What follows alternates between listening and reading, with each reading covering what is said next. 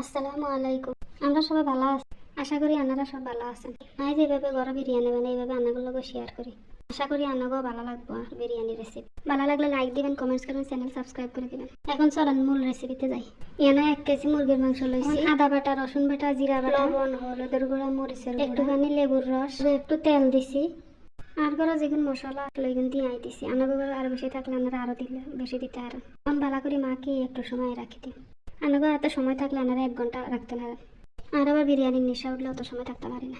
তো বেশি সময় রাখা যায় অত ভালো হয় খাইতে। চলেন চুলার কাছে যাই। কড়াইতে তেল দিয়ে দিছি। তেল গরম হইলে বেশি করে পেঁয়াজ দিয়ে দিছি। কত সময় লাড়াছাড়া করি পেঁয়াজের বেরেস্তা বানাই নিছি। পেঁয়াজ বেরেস্তা এখন ভালো করে তেল জড়াই উঠে এই তেলে আলু দিয়ে দিছি। ওর উপরে লবণ হলুদ দিয়ে ভালো করে লাল লাল করে আলু গুঁড়ো ভাজি নিছি।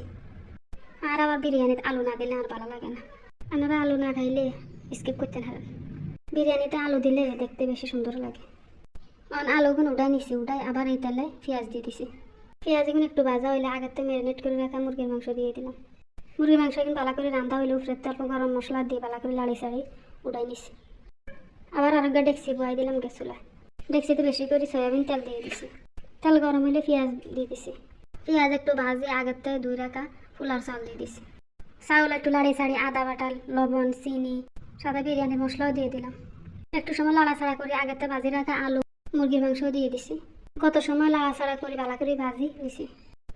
পরিমাণ মতো গরম পানি দিয়ে দিলাম। ভালো করে লাড়ি ছাড়ি রাখি কত সময় রাখি দিলাম। কত সময় রাখার পর ঢাকনা উল্টাইয়া থেকে ভাজি রাখা পেঁয়াজ বেরেস্তা ঘি দিয়ে দিছি। ঘি দিলে বিরিয়ানির স্বাদটা দ্বিগুণ হয়ে যায়। আমাকে ঘরে ঘি থাকলে দিবেন, না থাকলে স্কিপ করে দিন। এই বিরিয়ানি অসম্ভব মজা হয়েছে। আপনারা বানাই দেখবেন। দেখতে যেরকম সুন্দর হয়েছে খাইতে এরকম মজা হয়েছে। বিরিয়ানি রান্নার যদি কোনো ভুল হয়ে থাকে তো কমেন্টস করে জানাবেন।